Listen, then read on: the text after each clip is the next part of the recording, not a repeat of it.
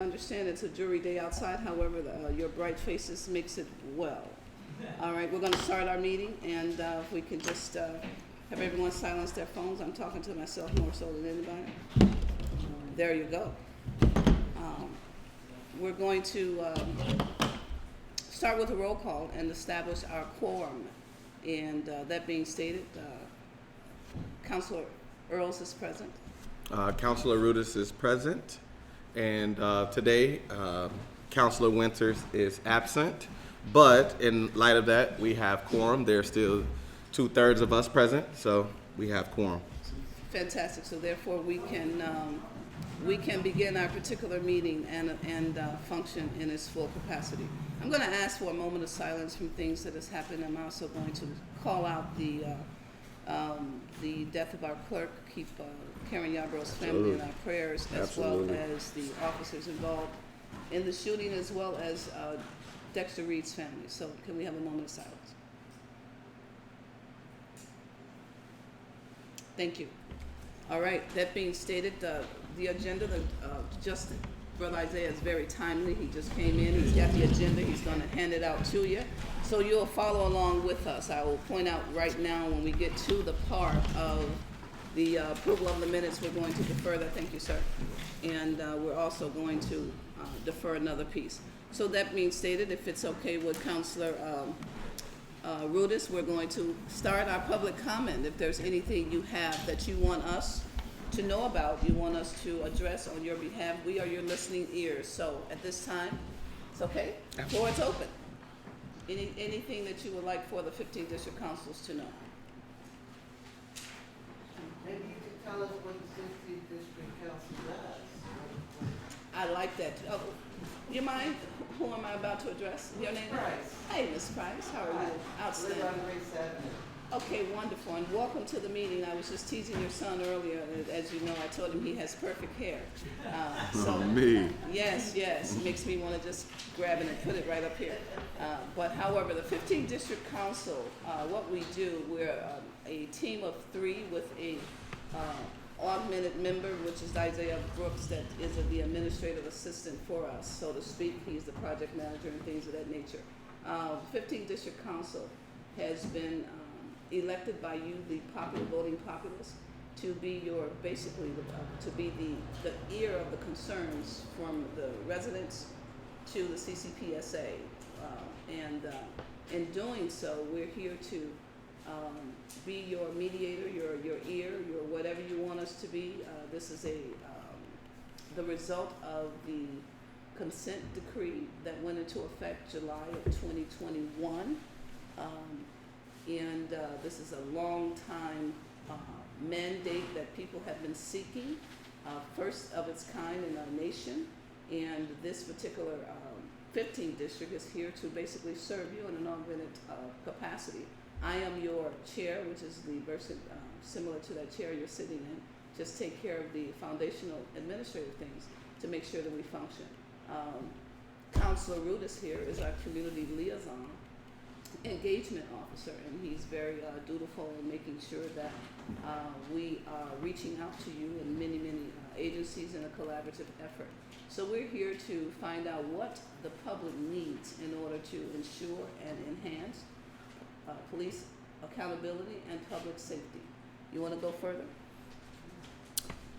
In addition, one of our role is to make sure that we are highlighting, especially during these meetings, any concern that you have in public safety and or policing accountability, because being that there are 22 district councils, that information gets collected and then funneled to the CCPSA, the commissioners, which then have the authority to make decisions as it relates to the superintendent, including voting confidence or non-confidence for that person, which then that person has to go in front of the city council for a vote to keep or remove said individual. We also make sure that, the commissioners also have some say in the policing budget. They also can help with general orders if some of those need to be changed to enhance the community's belief that public safety and policing accountability is being upheld properly. Additionally, they also placed the heads of COPA and the police board in place, which are also two bodies that are civilian led, if you will, that also are instrumental in public safety and policing accountability outcomes. And so our role is to make sure that as we collect information from you all, it gets bottled together with the other district counselors, and that information improves public safety and police accountability in general. So that's just the last edition. And then we do have a section during each of these meetings, which are a, what we call it, a member update, I'm sorry. And then during that portion, we also talk a little closer about some of the work that we are doing as individuals. So when we get to that portion, you'll learn a little bit more, I suppose, about some of the activities that each of us do individually. Okay, you're welcome. I do want to make public comment. This is my first district councilors meeting. So I was at the one yesterday in the 11th district, and because I don't live over there, I just didn't feel, comfortable raising or giving any public comment. And also the folks from Carver did a really good job of just acknowledging what we all have gone through and what we all witnessed on Tuesday. So, I just wanted to make public comment in regards to the assassination of Dexter Reed. And I'm interested to know what the role of the police district counselors are or will be as we are going through this investigation. Is it more on the investigation side, or is it more community side? And what does that look like as the entire West Side kind of processes all of what we just saw on Tuesday? And I don't know if that's like a question to be answered right now, but I just wanted it to be on public comment of identifying the role that you all can play or facilitate as it relates to the community as we're figuring out and navigating this incredible and egregious act that we all just witnessed on Tuesday. Okay, well, let me just say this. I'm sorry, your name? I'm Crystal. Crystal Carmelita. Okay, Crystal, I know that Mary Garden, Crystal. Okay, outstanding. So fair enough. As a district council, I can tell you that we are engaged throughout the city with other councilors to figure out where we can proactively, while the process and the investigation is being done, how we can proactively come together and decide what we can do to institute standard operating procedures. Because there's a lot of questions that we have. I have questions as Carmelita, I have questions as the district council. But one thing that we are definitely clear on is that without the investigation being complete, it would be a little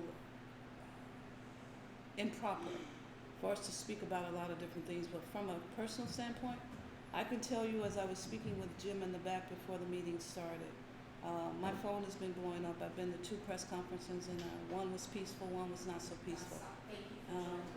My pleasure. Yes. The purpose is I have the compassion that you have, and it doesn't matter a title. It does not entitle me to sit still and do absolutely nothing. You have elected us to be your voice. So wherever that voice can be used, we're going to do that. A lot of people have questions as to what are the procedures for a stop, what created the stop. All of those questions I can't answer without an actual report in front of me, but what I can say is that we want to make sure that in the future, understand what a person will see. As I told Jim earlier, if 5 people jumped out of a car and they had civilian clothes on, I don't know about if they identified themselves or not. I'm on the west side. You jump out on me, I think I'm about to be carjacked. So I'm sorry. So that being stated, but however, if you identify yourself, then I have a fiduciary duty to acknowledge, you're the police, how can I help you? We can, if all day, but what we can say is that we're going to not just pray, but we're going to hold each other accountable and educate the public. Me personally, and I'll go on the record and tell you this, I purchased a camera. I signed up for the ART team, the Austin Response Team, and that allows me when citizens act chirp, I'm in my car. I'm going out, and the reason I'm doing this is because to record what I see, not to interview anybody, not to engage anybody, just to record, because we know that in today's climate, everything necessarily, the sterilization of evidence is not the number one priority. Laquan McDonald taught us that. So the question I can ask the civilians is, how can we proactively be the voice, the ears, and the eyes for the people that may need it? So to answer your question, what's the investigative role? We're going to request, I haven't even shared this with Councilor Rudis, but I've talked with quite a few people from the 6th and the 17th districts.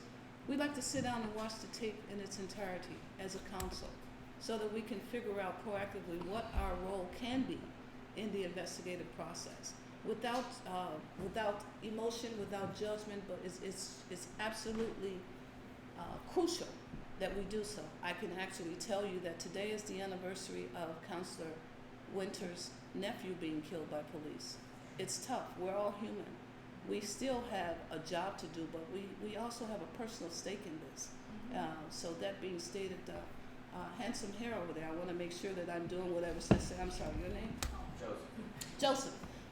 Sorry for calling you handsome hair, but you know what I mean.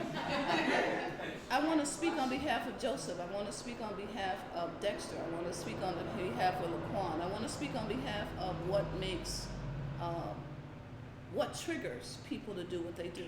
So I can assure you that we're going to be in that space to complete the work. Thank you for that, and thank you for showing up at the presser over at the 11th District. I saw you. Thank you, DeAndre, for showing up yesterday at the 11th District meeting. And I guess, I'm sorry if anyone else had another question. I had a follow-up of, okay. With that being said, I know in the past 10 or so meetings that you all have had, we have had a lot of representatives from the 15th Police District, and I'm wondering if we have an opportunity to have a different conversation post the videos being released with all of the lieutenants and the folks that have been coming here so freely to engage with the community. Is that an opportunity for us to have a real conversation with the 15th Police District about what they're planning on doing in response to what we all just witnessed on Tuesday? I tell you what we will do. We will refer that question to Commander Morse and this is the first time that they have not been present. Right. They were invited. So, yes? No. Okay, so I stand corrected. No, I dropped the ball. I generally send the flyer out or something. I didn't this time. I think Okay. that was on me. Yeah. So it's no hidden agenda. It's just it's on me. He's getting his doctorate. We're going to let him have Yes, that. that's So okay. that being Yeah. said, he's pulled Straight in a up. lot of directions. Seriously. Pulled in a lot of directions. So Dr. Dre is who we'll have here soon. So that being stated, but I will refer the question. Yeah, I'm interested. Thank you. Yes. Ms. Gardner. Thank you. So I just have, first of all, I want to thank you all because I think it's important that all of the elected district council members do have a serious role in what's happening in our community, to our city, because that is why we elected you all to be, to take it, the noise from the streets to downtown. Yes, So, yes. Yeah. So we got to change that. Yeah. The other thing is that I wanted to get you all's thoughts on the article that was in the paper talking about the 1-year anniversary of the district councils, just to see if you all had any thoughts on it, because I don't know if folks are familiar with it, but it was a big article in the paper. You mean Tribune? Oh. Yeah. I didn't even know. And it just talked about, which is pretty true, the discourse that is still there because there's so many layers involved in this whole process. I'll send it to him. I've seen it. Oh, okay. Oh, I didn't so see it. just that one, just to get your comments on that. I thought it was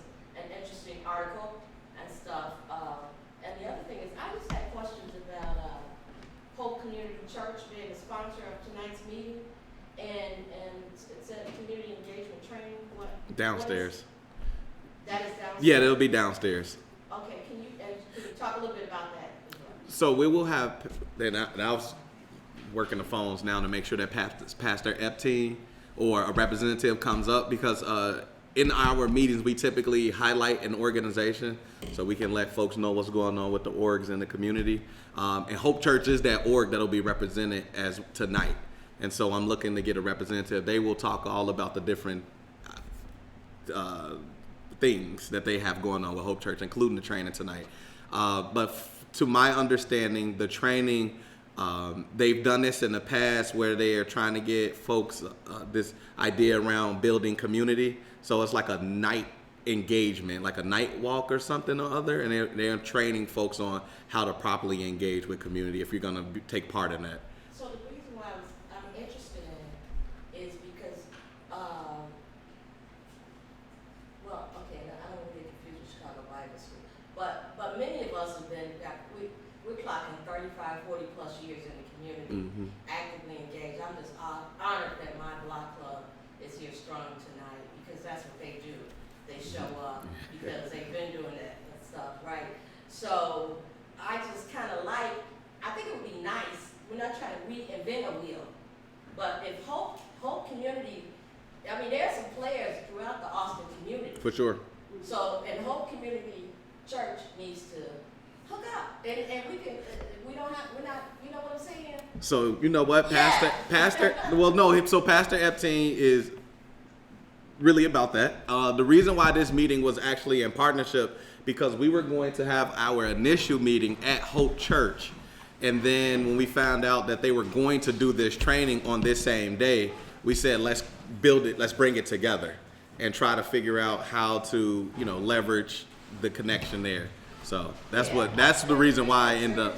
A lot of interest, and it could be just a common term, community engagement. Right. Training. It's almost like there's nothing going on in our community when there is, I mean, we're strong in Austin, for those that may not be from Austin. We're strong over here, no doubt, and we've been strong for a long time. So if you all could comment on, or if not, you seen it, right? later about the Okay, I article. didn't see it. Okay, well, since Dr. Dre has not seen the article, I'll basically tell you that the article depicts the reality in a transparent form. You have 66 people who come from 66 different backgrounds and experiences. They bring different institutional knowledge to the table. And now they're cut up in segments of 22 districts. Those 22 districts can definitely, first of all, let me go back to the 66. You have 66 individuals with 66 different concepts trying to come together and forge a 22 district council team. And that being said, you have personality conflicts, you have racial conflicts, you have experience conflicts, and unfortunately, similar to your particular point well taken, you have a lot of people doing the work in a lot of aspects, so your way is not right, my way is not wrong. Let's collaborate and figure out how we're going to get the best work out of this space, how we're going to come together and all titles sit down, because titles do not entitle you to do anything. We're here to serve the people, and if we're really about the people, then it doesn't matter if Joseph, who's probably the youngest person in here, to the oldest person in here, everyone has an opinion, and we have to be humble enough to listen to it. So that being said, that the article does share some dirty laundry of various things that has occurred. It's been a year. It's like a marriage, when I married my husband, I had no idea that he snored. He had no idea that I snored. So that basically we had to find out those various, I won't call it a conflict, those various things that was hidden because we were on our best behavior. We wanted to impress our significant other. So, that being stated, I bow to Dr. Rudis, because I haven't been in community engagement. I've been a firefighter for 32 years. You give me a tool and I'll break this place up. That's what I do. But however, when you know that someone else has the specialized training to do something, you step back and you let the painters paint. That's one of the biggest problems I think we have as a community. There's too many I's and my's and mine, and it needs to be a bunch of we's, ours, and have a collective effort. So I'm glad the article's out. As a matter of fact, I don't want to put him on the spot, but there is a news person in the back He's with a news outlet, and he's here to get a perspective as well. So that being stated, you know, we all have an opinion, with all due respect. They're like, I shouldn't say this, but I am. They're like booty holes. Everyone has one. But sometimes people need to keep theirs to themselves until it's asked for. Again, I commend you. He's gonna find me for that comment. I commend you all because first of all, just to go through the campaign and all that, that's commitment, that's time away from family. And then, this is brand new to everybody, even downtown. Yes. And so that's what a lot of our community don't understand, Yes. is that everybody's forging their way. So I just wanna commend you all and we're, Well, we thank you for your patience. I'm glad you know that. Thank you. Yeah. Thank you. Any other questions? I have Yes, ma'am. I want to. You all could make, let me, real quick, I'm sorry. And you all could also make comments too in reference to, in light of what happened. Everything is public record as an elected official, so it really helps to make sure that the city understands how we collectively feel about the situation. So I just want to point that out too, even if you just want to say a little blurb about how you feeling. So. Thank you. Does the 15th district, or are you aware of the narcotics arrest diversion deflection program in the city? Do you know what that is? No, I think I do, but go ahead and elaborate. Okay, so it's an attempt to stop the decriminalization of people with substance use disorder. So instead of someone in substance use disorder going to jail, there's an agency that prevents that, like Yes. TASC, T-A-S-C, Mm-hmm. guidance, Familiar with that? Threshold behavioral health right down the street. They're all trying to minimize prison and decriminalize substance use disorder. So Okay. this diversion program is in place for that. They are having problems with getting the police department on board with this. Okay. So, yes, so they're trying to do some good by Yeah. preventing people from going to jail while they have this disorder, but the police departments are not really on board with that. So can you please bring that to the police department, bring more awareness to that, please? Absolutely. What was the name of the task again? TASC is one of them, TASC, Family Guidance is another, Threshold Behavioral Health, they're all trying to, they're all within the program or wanting to be part of the program. I'm sorry, I was talking about what's the title of the. Yeah, the long title you said, yeah. Diversion Deflection Program. Diversion deflection program. It's on the city's website, it's called, well, this one is called Youth Deflection and Diversion, but I think it's the same wording Thank you. overall. Thank you. Duly noted. Any other public comment? So Pastor Epstein is here. That was a question that was actually directed for Hope Church. So did you want to state the question again so Pastor Epstein can answer? Hi, my name is Mary Gardner, and I'm a 40-plus year resident of Austin. And I was, what caught my attention about tonight's meeting is that Hope's Church is going to do a community engagement training. And I was like, wow, I wonder what that's about, because there's so many activists and organizers that are throughout Austin. And I'm just curious as to what that engagement training is, and, you know, Well, my name is, again, my name is Pastor Steve Epting. I pastor the Hope Community Church. It's a few blocks down, 5900 West Iowa. And we have a nonprofit that's Hope Community Development Corporation. And one of the things that our church is kind of passionate about is outreach. I am the 15th District Faith-Based Chair, and so we have a monthly meeting of organizations, churches, block clubs, and businesses who come. Many of the council members participate. We come to talk about issues that we can do together. And so when we talk about reducing violence in our community, it requires all of our help. And so one of the things when we talk about, as we talk about engaging with our residents, Many of you, if not all of you, came up in the town where you knew the people on your block.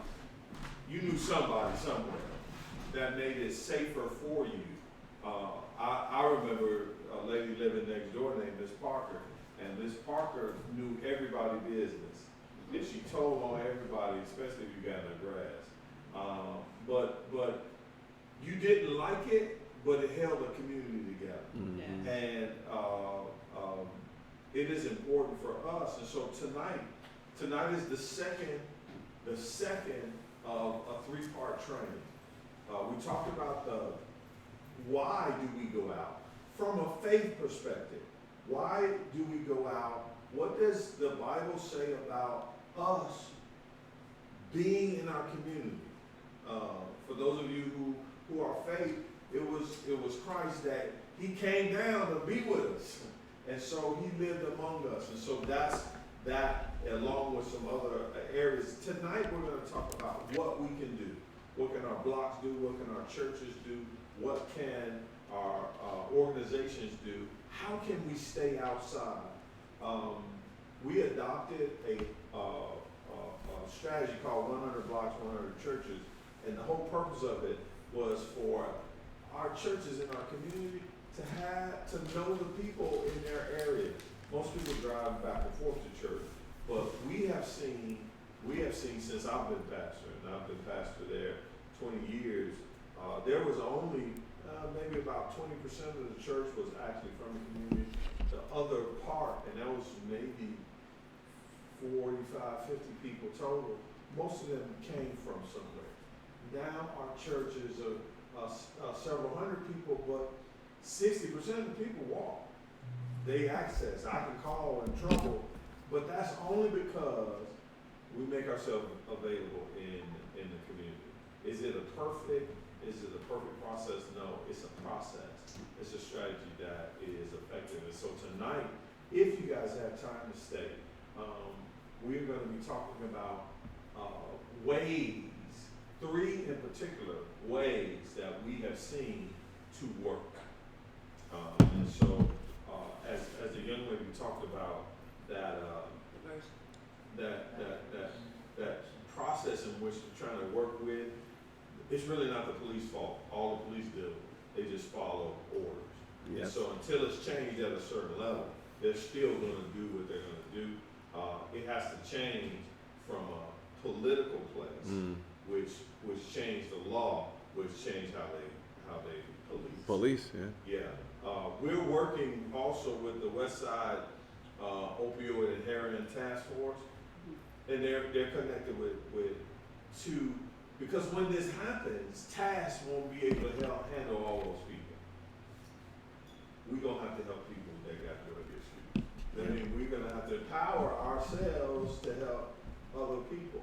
And so we're working with that group to get churches to get more involved in the work of the community.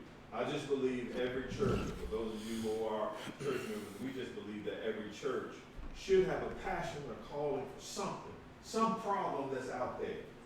Because we can sing and praise God all day, but I think the power that we have should be accessed in our community, whatever that is. So hopefully that helps. But if you guys could stay, I would greatly love to have you be a part. Okay. Outstanding, thank you. Thank you. Also wanted to Yeah. thank Pastor Ethinger, because I got my second COVID shot at Hope. At your church, I actually, I didn't walk, I drove home. But, you know, so you all, yes, you all did it, I appreciate that. Yeah. Okay, anyone else? Any other comments, anything, concerns you want to raise? All right, well, we'll go to item number 3, which is the approval of our minutes from our last meeting. So, the public comment, I'm sorry, let me go 1 second, sorry. So the meeting that took place on March 14, 2024, it started at 5 o'clock. We held it at Austin High School, 231 North Pine. All counselors were present, Karen Winters, DeAndre Rudis, and Carmelita Earls as well. The public comment rendered the following concerns. The question was asked on the floor, do you think it's a good idea for the Board of the Board of Education to remove all CPD, Chicago police officers from the school? Yes. And some of the questions were, some kids may have good relationships with the officers inside the school, and it basically came out that it's the CPD's job to move the homeless people out of the tents at Columbus Park. That was another question. And the fourth question was, we need to educate the adults and drugs that kids are taking. The pills are laced with fentanyl in them, and it has a high amount of kids that are overdosing. One of our West Side schools, according to the principal, has stated she lost 5 children thus far. So that particular, the minutes also include the minutes from this February 8th were approved. The motion by Councilor Rudis and second by Councilor Winters. The updates were as follows.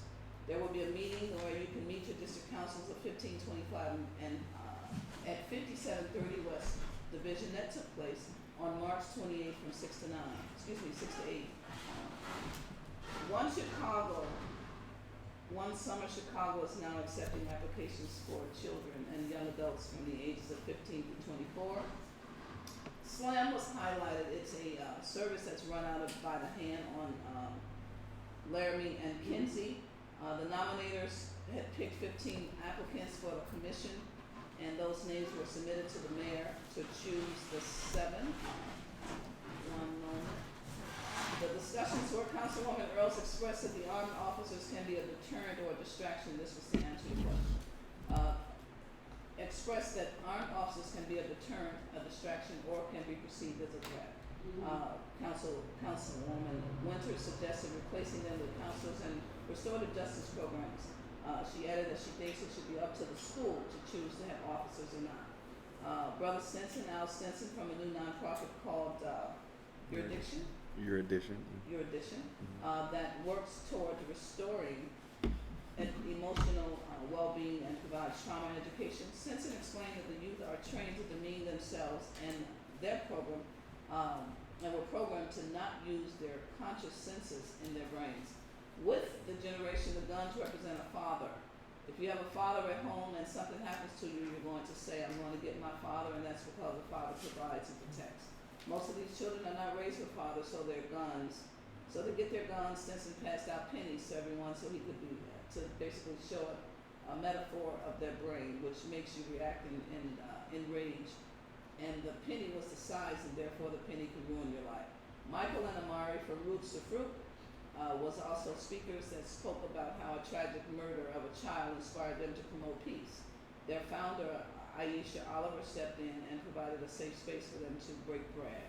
It started with conversations similar to this, surrounding change in our neighborhoods, and different ideas formed their organizations.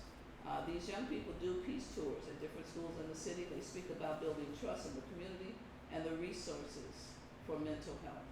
So that being stated, there were no votes, and that entails our particular meeting. May I have a motion, please? I motion to move forward the minutes from March 14th.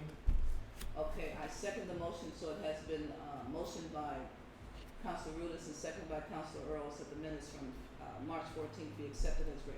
All in favor? Aye. Ayes have it, and there you have it. All right. All right.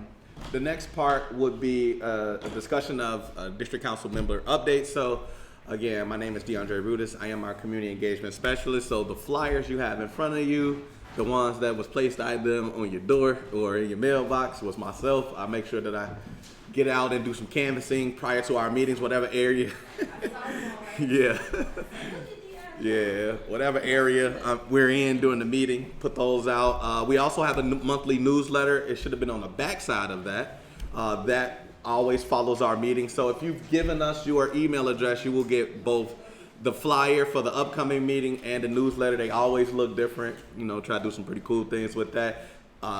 Because it's a PDF, there's typically a link to the meeting. So I also record our meetings to make sure if you missed anything that you can always look back on it. The other thing that I try to do in this role is make sure we are doing a lot of education around these issues of public safety and/or policing accountability. So this would have been this was March, earlier March, we did a Know Your Rights, and we kind of try to do these quarterly. The last Know Your Rights focused on pretrial fairness and your First Amendment right to protest. Knowing that there's a huge event coming up very shortly, I think it's very important that folks understand that. The previous one before that actually focused on pretextual stops as well as first defense legal aid and knowing your rights while either walking or in a car. And so we'll have another one of those in the next quarter, possibly June. And that one will potentially focus on knowing your rights now that marijuana is decriminalized, as well as probably a follow-up to protesting again, because we'll be closer to a large event that will involve a lot of protesting. The other thing that I focus on in the role is making sure that, and it's on the flyer, I don't have, but if you, thank you. Oh, not the flyer, sorry. It's on the back of the newsletter. So the newsletter, if you would like to share, comment, typically we do have police in our meeting. I just was told that they will come. Generally our meetings are at 6, but we shifted it to 5 so that folks that want to take place in the training could do that. But if you would like to kind of remain anonymous, if you will, you can always just send us a message, which is on the QR code attached to the newsletter, or if you would like for us to just have your contact information. No, that is a part of that. The other piece is we're keeping track of public safety. Since we've launched, we've had a QR code that focuses on police relationship. So we want to track and see how well we've done as a group. So that is also on that newsletter as well. Both of those come directly to me. That is in-house. The other thing that I've been working on is creating a database of resources for us. So there's a such thing as a noise ordinance that came about from a different group that was here before. We have trespass affidavits. Things like that can be found in the Google Drive that has also been created to house that type of information if you need it. Additionally, what I'm currently working on is making sure in regard to the pretextual stops that folks understand that pretextual stops is what have us in this position right now, and that it has unfairly been a target strategy of CPD in Black and brown communities, and typically it hasn't rendered anything. They use these pretextual stops, which are light stops that could be for headlights, tail lights, seat belts, as a precursor to be able to search the vehicle for guns and drugs and other paraphernalia. But those data suggest that those things have been found very rarely. In fact, it's been so rare that there isn't really a need for the strategy. And so as a district counselor, when the question was asked earlier, some of the things that we can do is bring community voice in this and make sure that if you believe, as I believe, and I'm just speaking for myself, that pretextual stops should be eliminated and we need to find a new strategy, then I would like for you all to sign on to a petition that is going around so that we can take this in front of the commissioners that we have in place now. And if we have your email addresses, we'll send that out following the meeting or someday thereafter so that you can sign on to that. The other thing that we are focused on is making sure that, and that was a question too I wanted to speak to, the education piece is highly, that was a mission of the group, so to speak. Our mission more or less was to educate, inform, and organize around these issues. And so to the point, next month in our meeting, we'll be having our independent monitor come out to talk about the consent decree.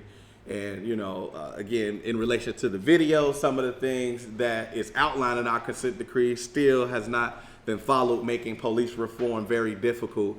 And we have to make sure that we're uplifting those things again so that the community knows that it is not being followed properly so that we can make changes. Yeah. I do have a question. After this incident occurred, does this kind of change, do you all pivot in conversations and strategy and planning? Does this impact where you all were headed towards engaging And, if it, maybe that, yeah, will it impact the direction and the conversations that you all are having with the community? So, well, Or do you just stick to like business as usual? No. You have to. So we have to change. The thing about the district council position was that we were elected to build relationship and establish a better trust with Chicago police as well. So while we are supposed to be holding them accountable, and I use suppose only in that we're still building out that structure. We have no way of holding police accountable right now. That's just the truth of the matter.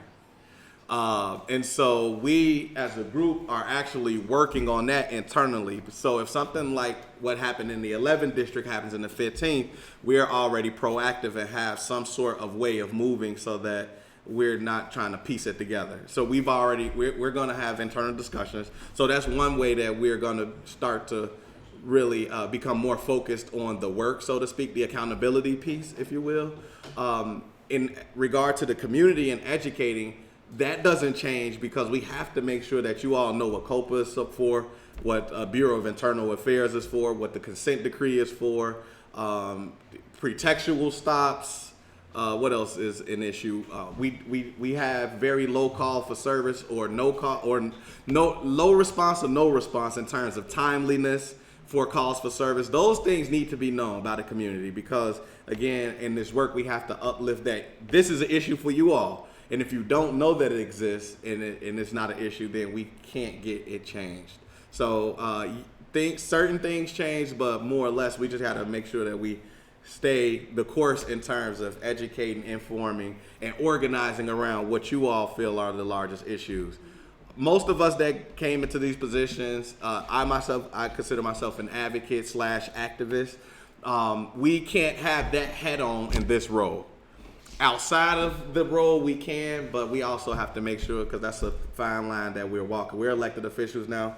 Everything that we say is public comment. Anytime we speak on investigations that's ongoing can be subpoenaed. We could end up being witnesses in court, and so we have to tread very lightly about how we move in the space. So we can come earnestly and as ourselves, but also have to realize, like, once we became elected, everything changed for us. That's just the reality of it.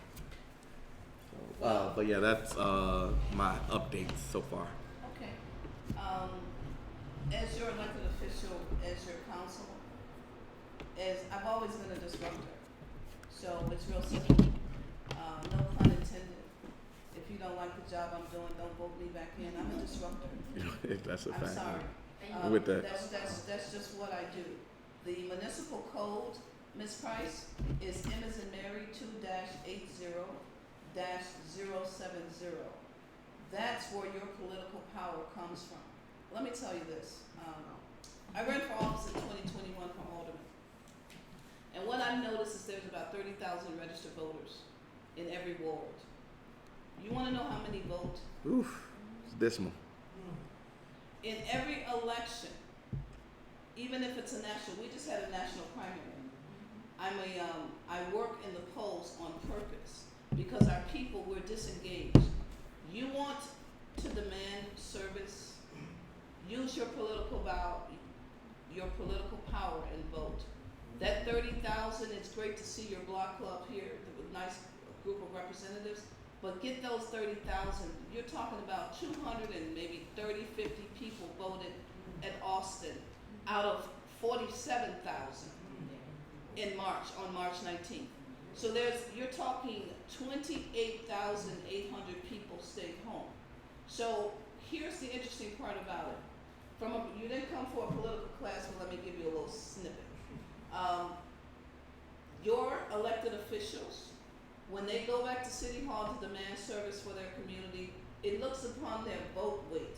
Mm-hmm. How did they get in office? Yeah. How many votes did they get? The people that's got the people backing them with the 30,000 coming to the polls, they get us a bigger slice of the pie, period. That's just how it is. So we sit up and we talk amongst ourselves, but what I'm going to ask you to do is use your voice, use your power, use your voting power. because that's where a lot of this muscle comes from. You know, I noticed that a 4-year-old was shot on North Avenue on and North Avenue in California, something like that. in the area. Within 45 minutes, their elected alderman was on the scene. Mm-hmm. Have you seen yours? Mm-hmm. Okay, so you know what? I'm not Man. calling nobody out. I'm just talking about what I'm talking about. So Don't here's call the them out, issue call them up. about it. Make This 'em- is, you want make 'em be better. representation. Let's make sure that we demand service. Our tax dollar is no different, whether my tax dollar is $2 and up north is 2 million. It's still my tax dollars, and leave my $2 alone, and then you can't, no, I don't have to have my voice. I'm telling you guys, you have the power. You know, make me do my job. Tell me what you want me to do. Tell me how you want me to represent you, because I got news for you. Carmelita is a rat. But Councilor Earls will have to come here in her nice little suit and act a certain particular way, because I want to represent Austin and make sure that we're not known as hoodlums and things of that nature. I say that lightly, but I'm very serious. My heart is just as heavy as yours. My heart is not only heavy for Dexter Reed's family, my heart is heavy for the 5 cops, because I want to understand, what were you thinking? I said earlier, how many were military? What triggered you to act in that particular capacity in 41 seconds? So I'm asking you to take a step back. Take a step back and think and reassess and figure out if that person was sitting in that seat was your mother or your brother, would you act in this particular manner? Basic humanity is on the line here, people. And if people say it's not a racial issue, it is a racial issue. It's called human race. The whole race is at stake. Because if you're looking at me through a bulletproof, not bulletproof, but a black glass, you don't know who's driving. So that being stated, let us have a fiduciary duty as elected officials, as people that have taken oaths, and as citizens, to make sure that we are not putting ourselves in a precarious position, and make sure that we are basically, I won't say obeying and abiding, because you know what, that's not even what this is about. This is about basic humanity. So that being stated, this is why I'm calling you guys to get out there, be a part of the situation. You know, nothing is new. This has been happening for a long time, but I'm gonna tell you what is new. It's being recorded. Yeah. And if a picture's worth 1,000 words, then doggone it, a video's worth 1,000,000. So everyone has one of these things. You can say whatever you want, but I suggest you turn it on. And you have a right to record. And if someone tells you stop recording, you in your particular space is a public way, that may be your family that you may want represented one day. So you can step in the gap for someone else. So that being stated, you know what, that's my take. I went to COPA's press conference, and I don't care what someone's history is, you can know my history when you pull me over. Just make sure you treat me as you want to be treated. That's basic humanity. And in the process of treating me like you want to be treated, I want you guys to understand something. In a couple months, the DNC will be in Chicago. And we don't want to be looked upon as whatever. Well, it is what it is. And what we That's need to gonna be do wild. is make sure that Brother Joseph can walk down the street just like Miss Mary Gardner.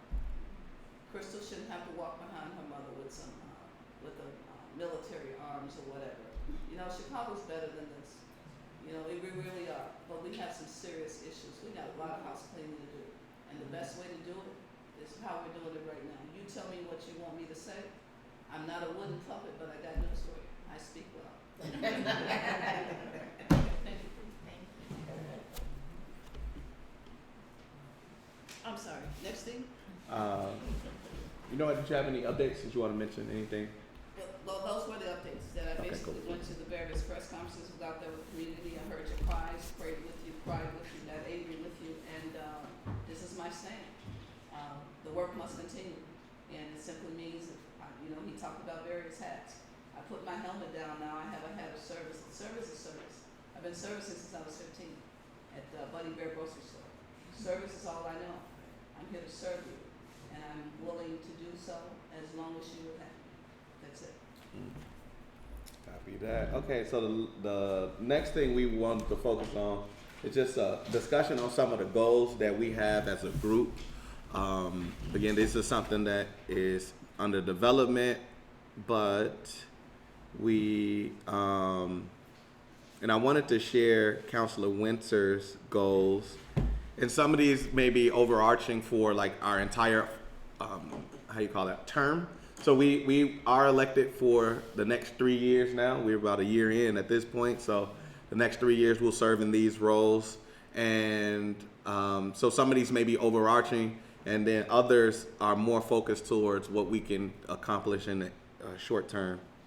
So Counselor Winters is, I thought I pulled it up. Okay, so we are going to develop a protocol for police-involved fatalities. So as I mentioned, we've already discussed as a group, how do we create some SOPs around situations like this one?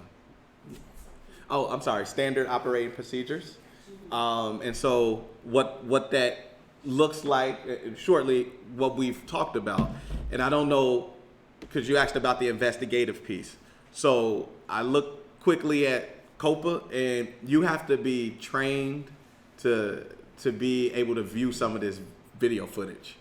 So I want to look at that to make sure that that is 100% what the facts of the matter is, but I do believe there is going to be a level of training involved. If that's possible for civilians to be able to do, then, you know, that's something that we will look to become trained in. Is this video footage separate from what COPA has already put on their website? No, it'll be the same footage, but I think you have to be a trained investigator or something like that, because they get to look at it first, then release it. What we would like to do in this case is be able to look at it alongside them, so that as we need to prepare a statement, because that's the part of another step, is to have a statement prepared. But we want to be able to not be in the dark, just creating something out of, you know, thin air. So that's part of it. The other thing we will want to do is make sure that COPA is present in our next meeting. The one thing that irks me about this situation is that COPA they canceled 2 meetings in the aftermath. Now, I'm not saying that Kirsten had to show up, but somebody from COPA could have, you know, and that's not a good look. And so we don't know how we could go about that either, but that's something that we would like to do. So that's just some thoughts that we have about how do we follow up in the aftermath, and we'll continue as a team to work through that to create, again, standard operating procedures for police-involved fatalities for the 15th District. The other thing we want to do is we want to begin a monthly study group so that we can go through the consent decree. Again, this idea of educating folks. We need to be able to have you all understand where CPD has fallen short with the consent decree. They have missed about 99% of the deadlines. You know what I mean? I might be a little facetious, but 90 plus for sure has been missed. Seriously. So we need you all to be understanding of that, so when we are in this fight, that this is an informed fight, not just you coming and taking our word for it. You know. The other thing is we would like to develop an in-service with the 15th District, and this may be, okay, we want to develop an in-service with 15 to train community members on the CPD portal for when public comment, the public comment period opens, so that community members can review general orders. Again, this idea of educating. So there is always a public comment period on the general orders that goes out for CPD, and community members can have input as to how they feel about it. So we want to make sure that that is something that's exposed, so that you all could, again, be educated on how CPD is supposed to move, so that in instances like what's happening, we can have a well-informed public, so you can say, no, that was wrong, and definitively be right about them being wrong. Do any of you know that what the portal is? No. Okay. I know it's complicated. Well, It's not user friendly, I'll put it that way. okay. Yes. CPD has a portal that you, the civilian, can go and look at the orders, not necessarily before they're written, but you can give your comment after they're inked or whatever, and your concerns. That's all online, in the spirit of transparency. So if it's something that's going on that you don't understand, you go back to that particular portal, just like I just gave Ms. Price the municipal code, and you look at if we're doing things to the letter of the law, and that aids in accountability. Was there any other goals that you wanted to list out? No, I wasn't prepared to. Okay. It was one more thing that I wanted to mention. Well, one of the goals, I'm sorry, and let me take that back. One thing I would like to put on the record is that we consider the fact when it talks to the pretextual stops. How do you know it? We need to, the educational piece is, unfortunately, we must have a conversation. What do you do if you're pulled over? You know, that may sound strange. My mother never had that conversation with me. My father never had that conversation with me. I never had that conversation with my son, but I've had it multiple times with my grandson. The times are different. You pull over, you turn your lights on in your car, you put your hands at hand in two, and you turn your particular window down. Why that has to be? Because we're in a different time. People, for whatever reasons, we're at a different time. So to make sure that you come home to me and then I'll take care of it from there, I need you to put your hand at 10 and 2. I need you to turn the dome light on. I need you to pull the window down, and I will not allow, he's 35 and he don't live with me. I told him he cannot get tinted windows in his Jeep.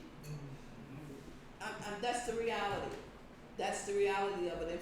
And if for whatever reason you think it's not the police, then don't stop. Period. Until they pull you over. Because of course that component of carjacking is, that element is out there. So the educational piece. What are you gonna do, Joseph? What position, Joseph? At 10 o'clock and 2 o'clock? You're gonna turn the dome light on. What else you gonna do, Joseph? Roll down the window. Yes, Joseph, and you're gonna sit there with a nice hair and say, how can that help you? I'm serious. I make things lightly, but I'm very serious when I say it. If we could just teach, not just our males, but our females as well, the same thing, you'll get a chance to come home. Okay, Lord, thank you for that. Here is the validation to what I just said. A month prior, this same tactical team pulled someone over, allegedly for not wearing a seatbelt. The same team. That person is alive today. So if we can have an educational piece to basically talk about how we should sit down on our rights, we'll take care of our rights later. But right now we want to come home. Period. And that's the educational piece that I would like to add to this. Thank you. You know what? The last thing that I wanted to say is, do you all know what beat you're in? Beat. 15, 12? Oh, okay, so y'all are okay. Hold on. Okay, all right. Back, y'all know too back here? Okay, so that is something that I would like as a goal for community members to be a little bit more familiar with their beats and even connect them with their beat facilitators. I think that that's important. That is more of a function of CPD, but that is a tool that is useful for making sure that if you have any concerns or you need to connect directly with CPD for any reasons, you can do that. That was something that Counselor Earls brought up at one of our earlier meetings about trying to quiz folks, and I think it would be great to expound on that. So when folks come into the meeting, we're gonna have to figure this thing out to get you all to know which beat you're in. But I think that that's important too. So that's a goal that I would like to also add to the list there. I have a question. Yes, ma'am, Ms. Darling. I was wondering about like the senior buildings and how these meetings, because the senior buildings, it's just a couple that come to my mind that, Down the street. because most times people may be open to coming downstairs as far as, unfortunately traveling and stuff, just something y'all can consider doing. Well, I actually reached out to the manager at 5670.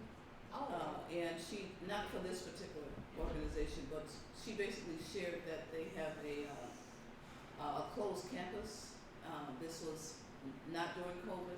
It's just that they're dealing with quite a few elements inside, some overdoses and things of that nature, and they're very strict as to who can come inside the building. But if you can get us in, we Yeah, are because we are that's- open to that. That's 5670 is Lorraine Hanson. That's a CHA property.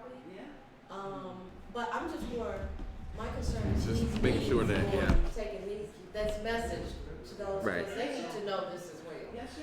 Okay, but I'll follow, yeah, just the concept of it. So we had that thought too, right? So we did a youth focus meeting at Austin High School. We were trying to have the next upcoming in June be a senior focus meeting, but we thought about the travel that might be difficult for them. So we've considered trying to, I can't think of the date that the senior meetings fall on, but having our meeting align with the senior meeting at CAPS. So it'll be at the police station. Because a lot of seniors come there, and maybe then they could just kind of branch out and share the information. And they feel 'Cause- safe. yeah. So that was something that we considered, and that, I'm sure that we'll follow up with that at some point. We just, with the senior buildings, may be a little hard to get into. So, but we'll ask. Well, you can get in if you bring snacks. 'Cause Oh yeah, we'll do. Yeah, on me. The candidates get in. Yeah, all right. the That's all I'm time, gonna say. so, we'll be more inclined to go there to, accommodate the seniors coming Right. down versus. As opposed, got you. But all Yeah, gotta we'll do is ask. bring some snacks. See some snacks, right? Yeah, Well, that's not a problem. we could do that. That's for sure. I need that Gardner connection. But I'll be happy to just follow up. Yeah. Would we be able to, like, say, if they could meet in different community rooms and then do like a Zoom meeting and have it like on a projection screen TV? And then it could be in different locations, but it be filmed or, you know what I'm saying? And that it can be sent to them. And then they, you know what I'm saying? Like a Zoom meeting or something. I do, I understand it, and we do have the technology, and even if it cannot be done live, and it's always recorded, it can be played, we can come at an after time and show them the information just for dissemination purposes. I get that. Yeah. Okay. So that was pretty much the last of our agenda. We did have Pastor Epstein as the final piece. We wanted him to speak on Hope Church. So I'll run down real quick and see if maybe there's somebody else in attendance with him that's with the training that could just speak towards. I know he mentioned the Hope Community Development Center, but they also have a food pantry. I'm sure they do some other educational pieces. There's the art response. Are you all familiar with the art now response? When you text a code to, let me see, let me pull it up. No. No, the art response. So Hope Church does in partnership with a bunch of the different the other orgs in the community. They have the Art Now response, which is the Austin Rapid Response Team. So anytime there's an issue that happens in the Austin community, they generally come out as an entire group. And there is a text line that you text to get involved in that. So let me see if I can find that.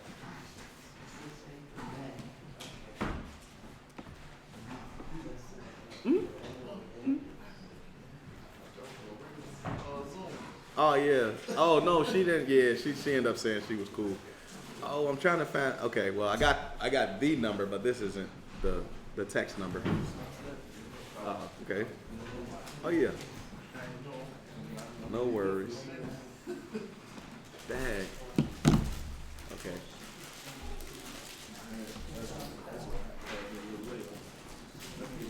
Moving around, yeah. It's all good. Okay,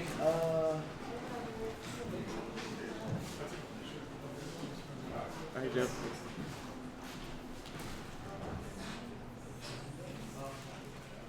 Hey. I forgot, what's your name?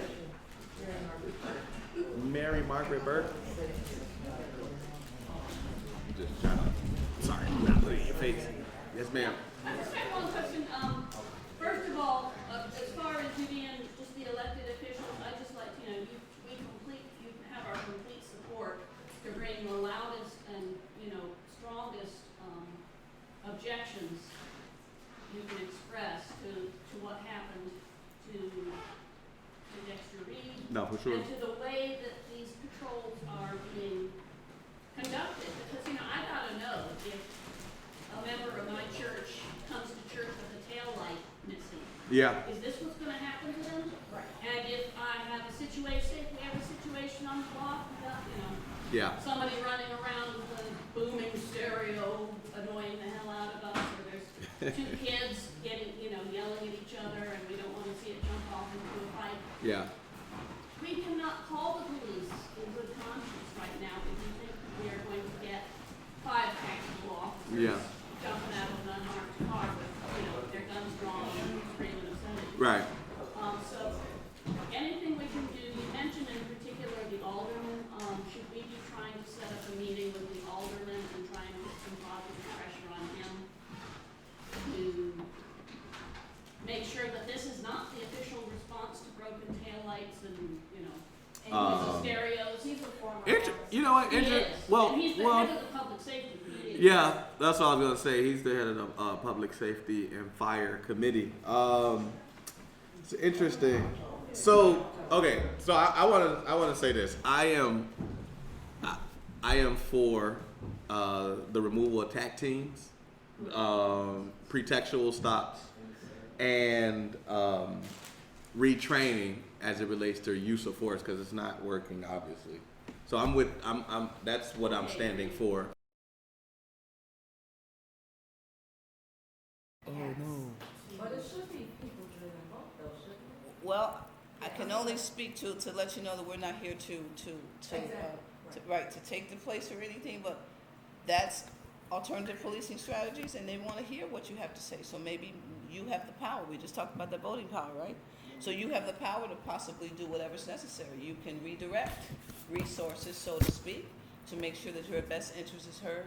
But I just want to make sure that, for clarification purposes, this is one that is, of course, you already understand, mandated by the consent decree to make sure that the people's voice has a space, and and this is fluid. This agenda is absolutely fluid. So whatever you want to basically talk about, that's what it's for. I cannot say that we can. Well, maybe we can collaboratively work. Don't know, but whatever the agenda is, that's your agenda. And do we have the power to do something different at CAPS? Don't know. I doubt it. But that's not my place. Yeah, they're not caps though. That's the Yeah, only so- thing. so we're still- That's the only Some thing. of the caps, they're different. Well, here's the thing, Yeah. though. You all work in police districts, right? Right. And so you all are part of a fraternal order that offers these meetings, right? Mhm. So we fought for this.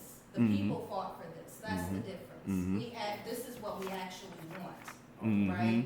And I think what Mary is raising is the question of, do we actually need caps? Mm. Now that we have what we actually fought for and what we want, Mm. right?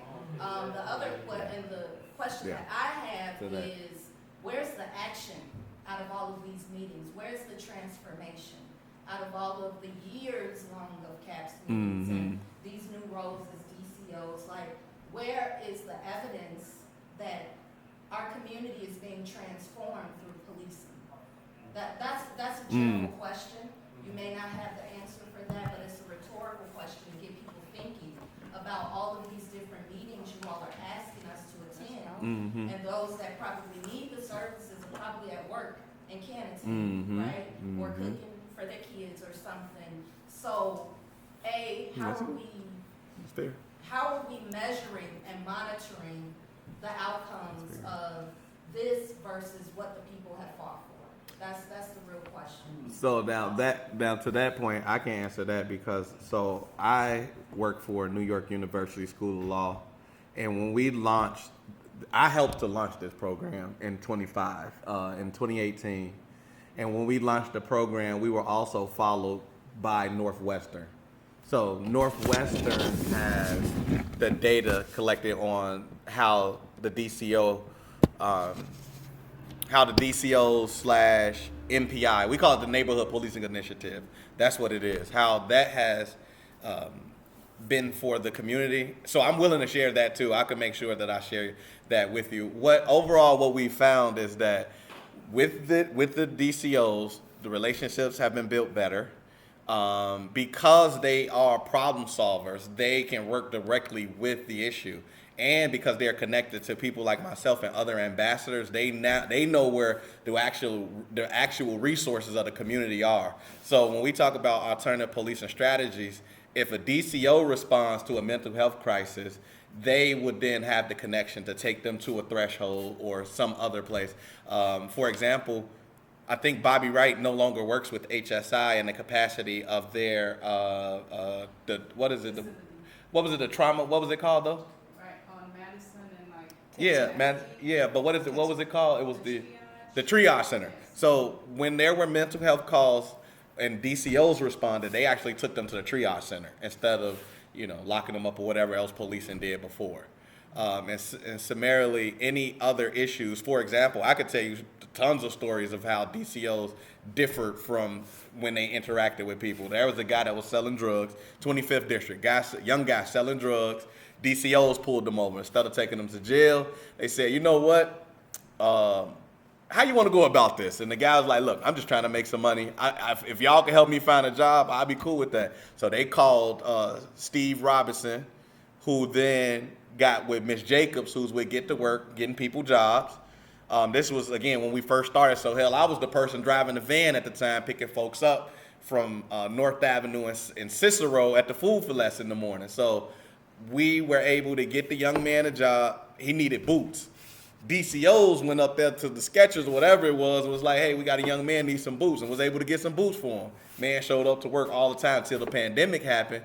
Then when it happened, he called the DCOs, those same DCOs that picked him up, he called them back and said, can I help with another job, Same thing, 25th district, there was a veteran who was experiencing mental health crisis. He started hoarding everything till everything was piled out onto the lawn, backyard, front, you name it. DCOs knew him because they had some experience, called Catholic Charities, and then he now lives at a veterans protected shelter, whatever it is, through Catholic Charities, and he doesn't want to go back to what he was experiencing before. They were able to get with the alderman over there, got the whole place cleaned up, and so at some point I'm sure it'll probably go up for sale. The only reason they didn't have a next to kin or anything like that, so they didn't know what else to do with the gentleman. But ultimately, like, these are things that I witnessed the DCO program was able to do in terms of like alternating policing strategy. So. And I think that I trust you in your, because I know you, and I think that is an amazing success story of the program. Northwestern, a well-resourced institution holding that data, right? Because it also will contradict the data that we live in every day. I agree. Right, so why is that data so protected? And then I got two more questions. How will the DCOs be impacted once treatment not trauma is fully the non-police co-responder model is fully implemented? And because I'm pretty sure this required more money to be budgeted into the police department, this NPI program, right? No, it came from the same budget. They just shifted it over, just like so. Yeah. Right. So that was my other question about how will TNT impact the relationships that you all have made as DCOs? A bigger question is, why in the world aren't all the police officers trained to be a DCO? Because I'm sure it's a very small number in comparison to the calls that you all are getting. So you all can only cover so much, right? And my last question, which this is the only question you really got to answer, because that was a little later. Has the alderman attended these police district meetings? Chris Taliaferro. So I'll start in reverse. No, he hasn't come to our 29th ward. Anything yet in the 29th ward? I was just trying to think. So right now, Alderman Mitz came to our very first one. So far, we only had Alderman Mitz come out. We've talked to Alderman Irving. He's going to come out. But we're going to start doing some out in the outdoors when it starts getting a little... He was at the one yesterday, too. Yeah, he was at the 11th district. Well, yeah, most of his district is in 11. Yeah. But we're gonna do one in Moore Park, and he said he's gonna come out to that one. So, and then with the aldermen, I mean, we contact all aldermen. They should know when our meetings I are. just So, think we'll, it's interesting- not yet. He hasn't come I to that think one yet. it's interesting that Chris Taliaferro, being a former lieutenant, Yeah. right, is not actively engaging his police district counselors or his community around the police district, this opportunity that we have. I just want that to go That's. on record. Yeah. I think it's I feel. important Okay. that he Yeah. shows up, especially after Tuesday's videos were Yeah. released. We should see a former officer a little bit more engaged with his community and his constituents around this issue. Oh, that's to speak on what we're talking about right now. So, they're engaged to an extent. As DCOs, we have to go and visit all our aldermen on a regular basis. Mhm. I actually just went there today. Chris Taliaferro, he wasn't there, but I did speak with his staff, Anita and Jill. I don't know if you know them, but I did speak with both of them today. They gave me problems in the 15th district, and I'm gonna go back and handle those problems. So, the DCOs and other officers, they do go and do the visits, and alderman, if he's there or not, we'll speak to him. He'll give us a couple updates on what needs to be done in the district. So we do have somewhat of a communication with them, just to let Well, you that's know. good. Mm-hmm. I was talking about him.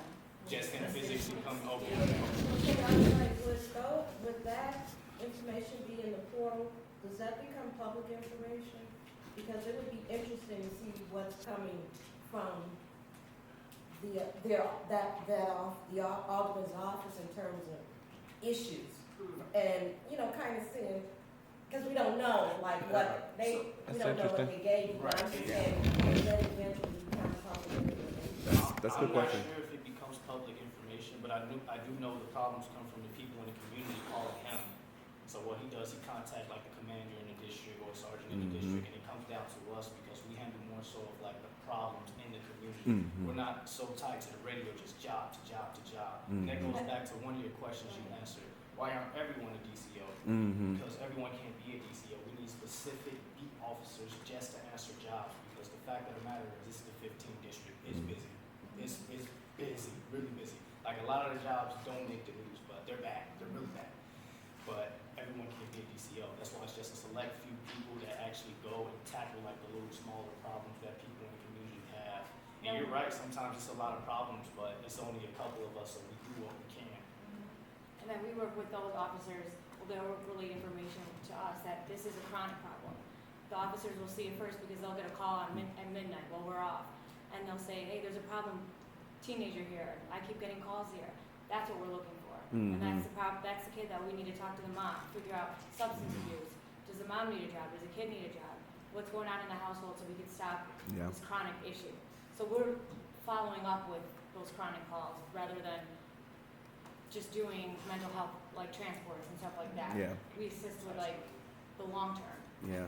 We're not really tied to the Yeah. Is there a way that you all can officially, just so that reporters, it lands somewhere where public can access? Which report? I Like the call it a issues that are report, coming. But I mean, like, I don't know what you call it when you all So meet with, I'm just I'm just a little bit confused with what you're trying to say. well, so like, on Mondays is constituent night, right? Okay. Mhm. So, but I don't know what it's called when DCOs go to meet with the electeds in 15. I said, can that information get back to the 15th So you- district rep? Whatever the final, disposition of, if it's, you know what I'm saying? Yeah, no, I get you. In terms of a paper trail or something So like that. one of the things, this is something that we've struggled with the policing project, which again I work for with NYU.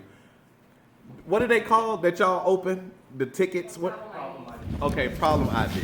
So we have yet to be able to get a problem ID so that we can get a collection of what the issues are. That's something that we've been asking for since the inception of the program that we haven't gotten ourselves. So we're still working on that. I don't know if that's ever going to happen, to be honest, but like somebody said earlier, all of this stuff is a matter of legislation and really just the enforcement of it. So Well, can that be one of our goals? Yeah. establish it or Yeah. something? I tell you what, it would be awesome. So if we can download the information and put it on the same link that Councilor Rudis allows us to have access to. Let's work on it. I'll write that down right now. And what I wanted to ask is there a DCO on every shift, or is it just a certain watch? No, No. it's a certain one, yeah. Well, typically during the day, if we do need if there's a problem identified, we can adjust our hours, but for the most part, we could tackle the majority of things during business hours, whether it be juveniles or businesses or residents. Usually, we could tackle it during the day, or then have the watch assist us at night if it's something, or adjust our hours if it is something. we Yeah. need. I appreciate it. Yeah, Just they for- are flexible. And I was gonna say, just to add, I'll make sure that I will have one of our meetings focus on the DCOs so people can understand more about what the DCOs are. Yeah, I'll do that. Yeah, yes, sir. DCO, I'm sorry. District Coordination Officer. And then they have a District Coordination Sergeant. That's Sergeant Petrosonis that you typically see. Yeah. So just so I'm clear, right, you want to make sure that the community service reports, results are accessible to the public. Is that what you're saying?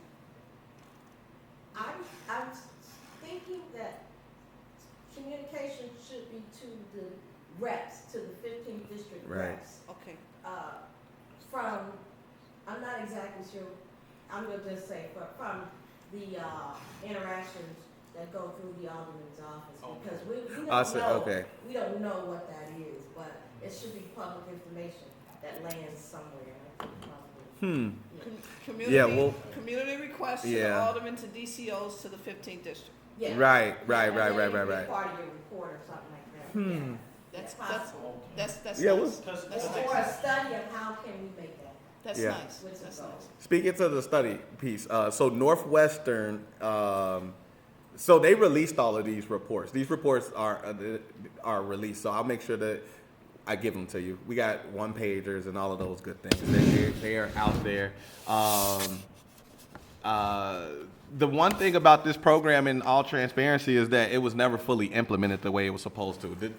This was a pilot project that started in 25. Once it went to 25, it went to 15, then 11, then 10.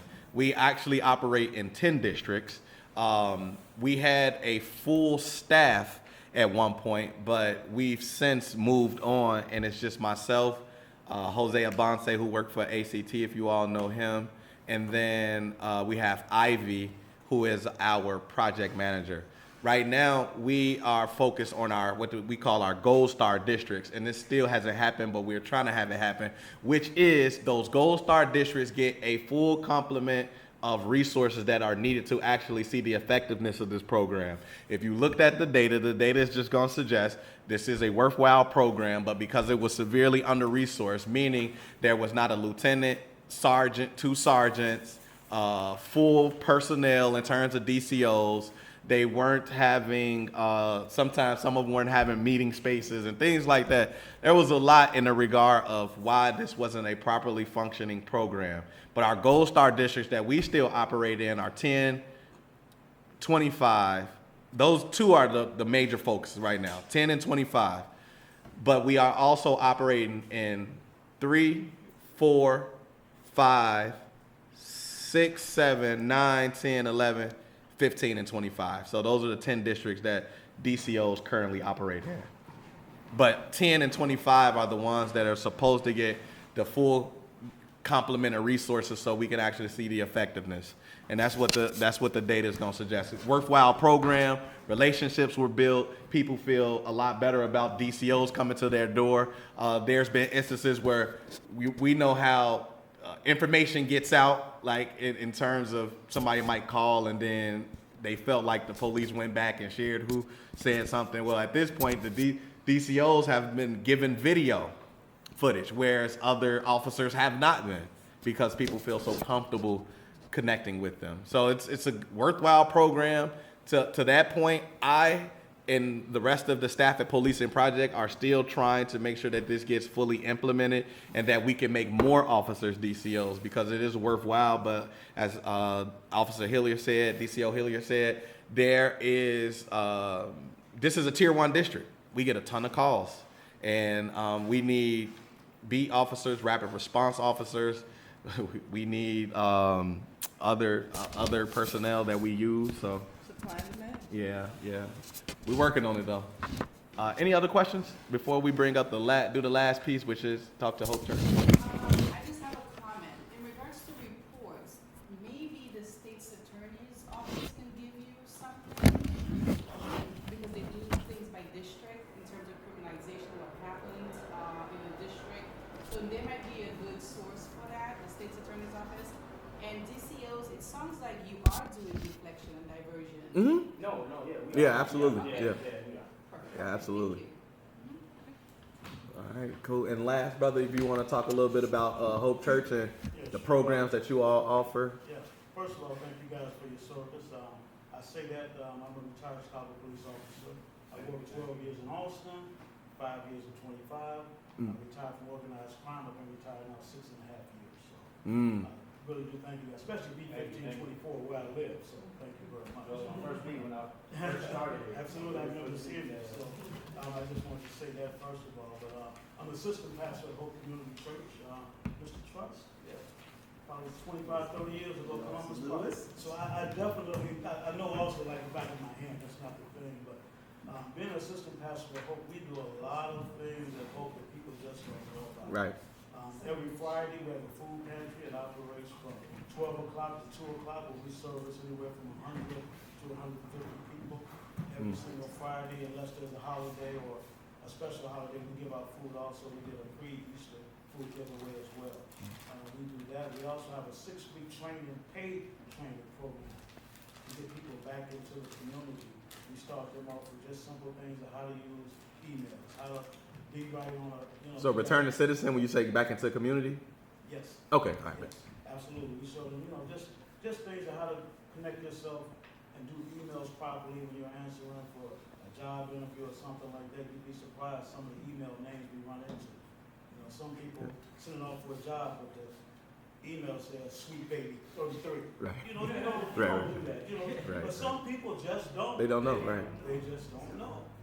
So other things that we do, we also have a legal assistance program. Matter of fact, starting the third Saturday of this month from 9 to 12, we do expungements, where we have 5 or 6 different attorneys come in, and they'll sit and go over all the paperwork to help someone get their records expunged. On the 4th Tuesdays of every month, we do other civil matters that people are, will problems, they got somebody suing them, or they're trying to figure out how to do something legally. We have probably 10 to 13 attorneys that come in on Tuesdays from 4 to 6, and they'll sit with those people and go through legal matters with them as well. We also have, we do diaper giveaways as well. So for young mothers and things like that, they go online, they'll set up a day they can come and pick up diapers for the children. We have that going every other Friday. We do that. So there's a ton of things that we do. We're also involved in a kind of reduction of violence program that we started now. So we're at some of the mobilizations that you may have seen on the news, like the one on Madison a couple of weeks ago, where people were shot inside it's not even a club. It was supposed to be something else, but they rented out for a party and 5 people were shot there. Poppies. Yep. So we were out there. Yeah, that's what the name was. We were out there with the news media, just trying to get more people involved in the community, trying to get the word out that if you care about this community, then you need to come out. Because sometimes with the people that come out, we go talking to people within 2-3 blocks of the area where the incident happened, and we also get a lot of information just talking to people, seeing what they heard. We talked to some guys that were standing right next to the place. Yeah, I was out. It was 1:30 in the morning. You'd be surprised what people tell you. And it's a good thing to be in the community, but the people that come out of the community that ask those questions, sometimes they find out that they may actually know who's involved. So that's why it's good for the community to come out. So we're really, looking to help as much as we can. Yeah. We do an awful lot. We're looking to do more. Yeah. We're looking to get more people involved. Can you talk about the ART response number? Do you have that? Yeah, you want to share that to folks? I left it downstairs on the I table. think I got the We QR actually do a community event downstairs right now. But that number, you can go right into it. I can go and grab it. I'll bring it up. All you have to do is go You text that number, and you'll get every single response of what's happening in the Austin community. If there's a mobilization, if there's a pop-up event somewhere, you come out and be a part of it. If there was, we did another mobilization on the 4800 block of Cortez where the Uber driver was killed. You'll get that information on your phone, and you can come out and be a part of that. So we do that too. And there's also a number that you can text to all the posts. Everything that we have going on in the community, you can be a part of that. You can get a text on your phone, every single thing that happens. So, yeah. Is that it? Yep, This right one. now, that's it. Yeah, so that's the 844-325-4410. You guys can write that I'm down. gonna go down and get some flyers. I have Okay. some downstairs. So I actually have some downstairs. I'll make sure you guys get that up on the Yeah. But, Well, we wrapping up with you, so as we Oh, you going wrapping down, up? yeah. So as we're I was going supposed to down, be we can before make them sure. guys, man. Oh, But that's okay, that's fine. No, I really do. But you know what, while he's getting the flyers, guys, the number if you wanna text, here you go, write this number down. It's 844-325-4410. Again, that's 844-325-4410. If you text that number and Art put Now. Art Now, it will automatically link you in.